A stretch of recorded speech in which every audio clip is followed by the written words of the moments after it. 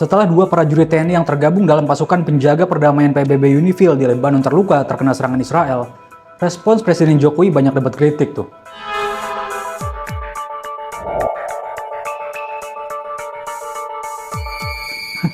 Ini gimana ya? Nggak bisa berword-word kita. Sekelas presiden loh ini. Bahkan pernyataan Pak Jokowi tadi kalah bernyali dibanding Menteri Luar Negeri Bu Retno Marsudi yang bilang Indonesia nggak akan gentar ngadepin teror Israel. Nah, Bu Retno pun dikabarkan gercep tuh langsung koordinasi mengecek kondisi prajurit TNI kita yang terluka dan satset juga untuk mengutuk dan mengupayakan protes diplomatik atas serangan Israel tersebut. Secara teknis pernyataan Pak Jokowi nggak tepat karena markas pasukan penjaga perdamaian PBB yang diisi prajurit TNI di Naqoura, Lebanon dan kena serangan Israel kemarin adalah area terlarang buat diserang sama pihak manapun. Secara etis pernyataan Pak Jokowi juga nggak menunjukkan kepekaan dan penghormatan atas kondisi yang menimpa prajurit TNI, terutama sebagai seorang panglima tertinggi Angkatan Bersenjata Republik Indonesia. Tapi secara realita nih, walaupun kelihatan kurang mencerminkan kepekaan dan intelektualitas pemimpin sebuah negara, pernyataan Pak Jokowi ini justru menggambarkan situasi sesungguhnya. Dengan tanpa membenarkan serangan membabi buta Israel dan juga bukan untuk membenarkan pernyataannya Pak Jokowi. Loh kok bisa? Situasi sesungguhnya dalam artian Israel tetap bisa sewenang-wenang melakukan serangan dan pasukan penjaga perdamaian PBB yang seolah lumpuh dan terpaksa harus berhati-hati dalam keadaan seperti itu. Terus kenapa bisa kayak gitu dan sampai kapan situasi lumpuhnya pasukan penjaga perdamaian PBB ini terjadi?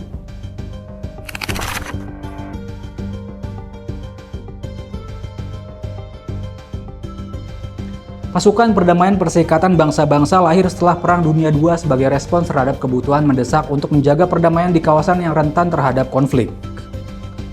Konsep awalnya adalah menciptakan kekuatan non-partisan yang terdiri dari personel militer yang dikirim oleh negara-negara anggota PBB dan ditempatkan di wilayah-wilayah pasca konflik untuk memantau gencatan senjata, mengawasi pemilihan umum atau transisi referendum, serta mencegah kekerasan lebih lanjut.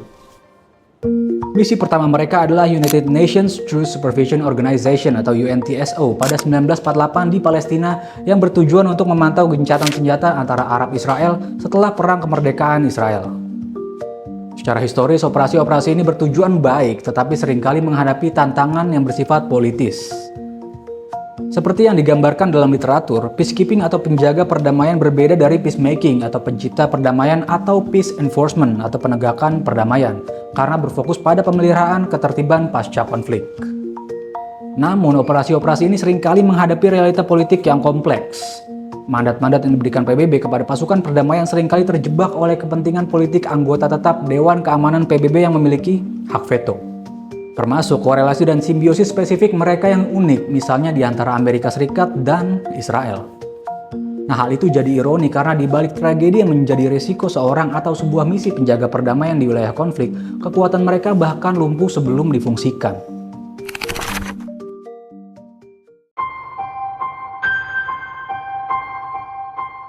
Misi pasukan penjaga perdamaian PBB sangat jarang diberi mandat atau ada di situasi di mana mereka bisa melawan saat terkena serangan dari pihak yang berkonflik.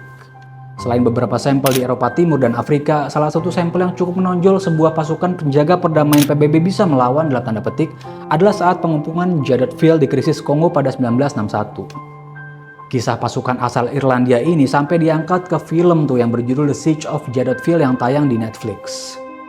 Tapi emang keadaan di Kongo waktu itu kritis dan udah banget sih ya buat pasukan penjaga perdamaian PBB. Bahkan eskalasi konflik sampai membuat sekjen PBB waktu itu, Dag Hammarskjöld, kabarnya terbunuh dalam skenario sebuah kecelakaan pesawat. Nah, dan sisanya UN Peacekeeping Force kebanyakan hanya jadi penonton konflik dan sesekali melakukan aksi heroik untuk menunda kontak senjata.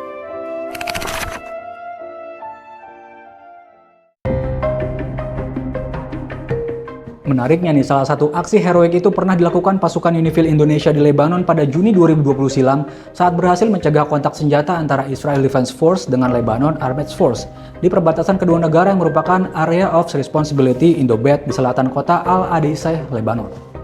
Balik lagi ya, akhirnya respons Pak Jokowi terlihat punya relevansi dalam derajat tertentu yang membuat lumpuhnya pasukan penjaga perdamaian PBB ini harus diantisipasi oleh prajurit itu sendiri. Be aware and head on swivel.